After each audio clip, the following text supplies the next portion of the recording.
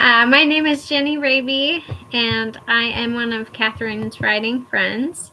And I'm grateful for this opportunity to share a little bit about my book and share some things about emotional connectivity in writing. So, just to give you a little background, I'm a sweet romance writer and author, and I have 4 adult romances published and 1 kids novel and 1 young adult romance. So I have a lot of fun writing my characters and trying to go deep with who they are and trying to connect to my readers. So the latest book that I have out is called Something Old, and it's book 1 in a collection of 4 fake engagement stories. So I'm excited because the second one's coming out in a few months. I don't know. But let me just give you some background about Something Old. And by the way, I have super cool Pokemon headphones on so that you can hear me, because I've done this video and it hasn't worked without them. So they're my lucky headphones.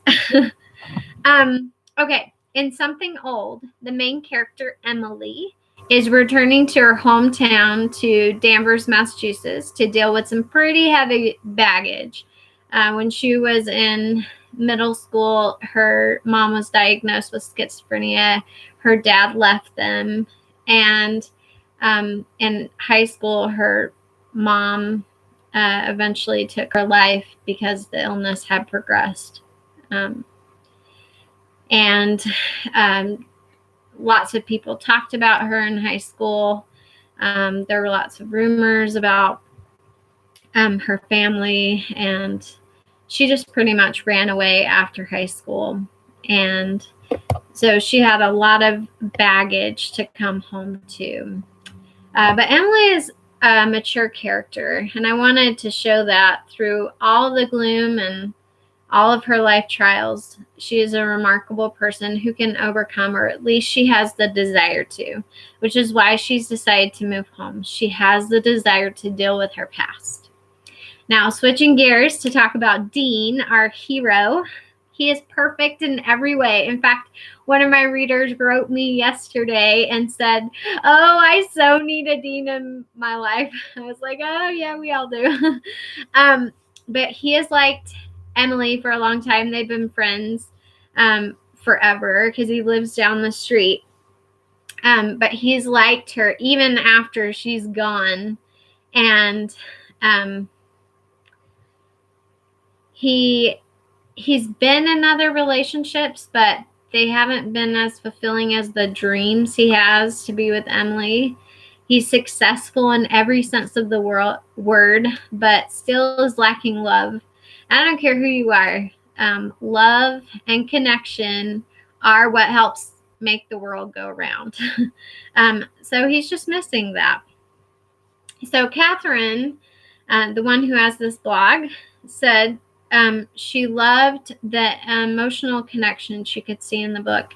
I didn't even plan for it. I mean, I'm sure I did, but it wasn't like a super big goal of mine. It comes out as I write. I just have this like, oh, this would be fun to write. And then as I get to know the characters and write them, their stories open up to me. And then I go back and kind of flesh their stories out emotional wise. And Emily definitely has that deep emotional progress in her story. But one thing that I really do show is Dean's appreciation of Emily's life in a relationship. If one person is not supportive of another person's challenges, that relationship is not going to last long. And so I wanted to show Dean always being kind to Emily's mother. He cares about who Emily is friends with. He cares who she gets involved with. Sometimes to the point of jealousy and possession. But again, we're dealing with a man who has already lost her once.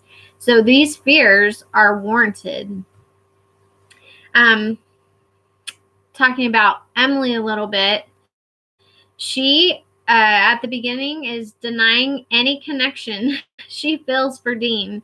She's always kind of liked him, but in the past she's been burned by her ex who dated her best friend. And so they get roped into a fake engagement in this story. So they get roped into her ex's and her ex's best friend's wedding, and Dean kind of comes to the rescue and fakes an engagement so she can kind of save face at this wedding. But of course, he's always wanted this, and she's kind of denying everything. And she can come off as wishy-washy sometimes in the book, and I think a lot of women come off as wishy-washy in romance books, and readers hate it. But let's be really honest. In real life, these are real things that we go through. We want the girl to just scoop up the guy and say, he's right there, he's perfect, right? But let's be honest, most of us didn't scoop up our guy or our girl and do it so easily. We hesitated and rethought and questioned every touch and every kiss and every thought.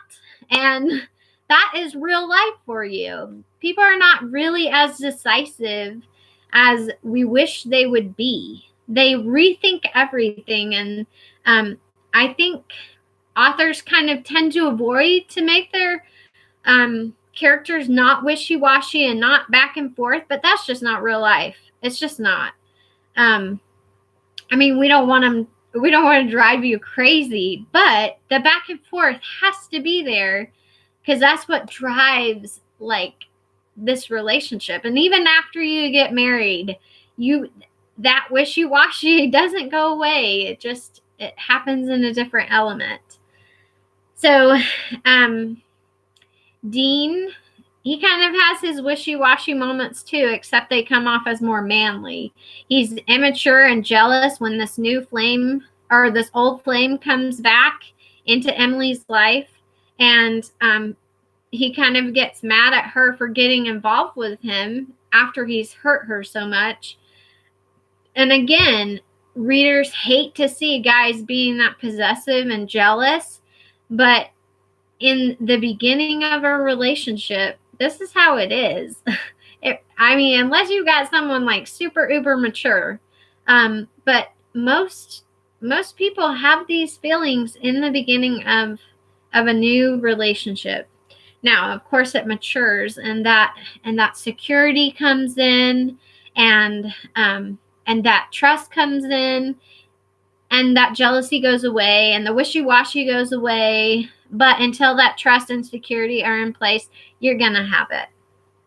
For all these reasons, my characters are believable. And I think that's because I draw from my own dating experience to share real life situations that couples can go through. After going on 150 first dates, that's my claim to fame for dating.